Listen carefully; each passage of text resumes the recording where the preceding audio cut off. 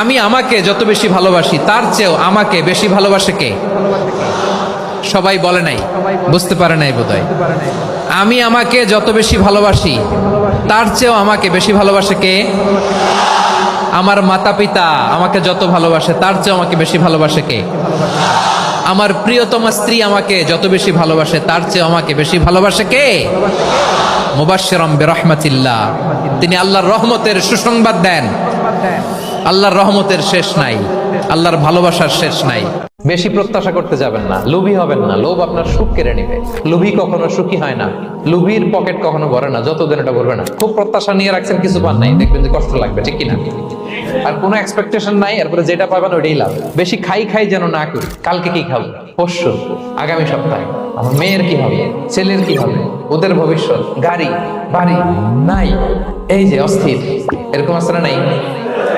ইমাম গাজালি রাহিমাহুল্লাহ একটা চমৎকার কথা বলতেন। উনি বলতেন, তোমার রিজিকে যা আছে এটা দুই পাহাড়ের মাঝখানে থাকলেও এটা তুমি পাবা, আর যেটা তোমার রিজিকে নাই ওটা অনেক দূর থেকে আনার পরেও হাত দিয়ে নিয়ে দুই ঠোঁটের মাঝখানে রাখলেও ওটা পড়ে যাবে। কথা বুঝতে পেরেছেন? কারণ এটা ওর নসিবে নেই। যেটা রিজিকে আছে ওই মাউন্ট এভারেস্টের উপরে থাকলেও এটা আপনার কাছেই আসবে, যেটা রিজিকে নাই দুই ঠোঁটের মাঝখান থেকে ওটা পড়ে যাবে। বুঝতে পেরেছেন?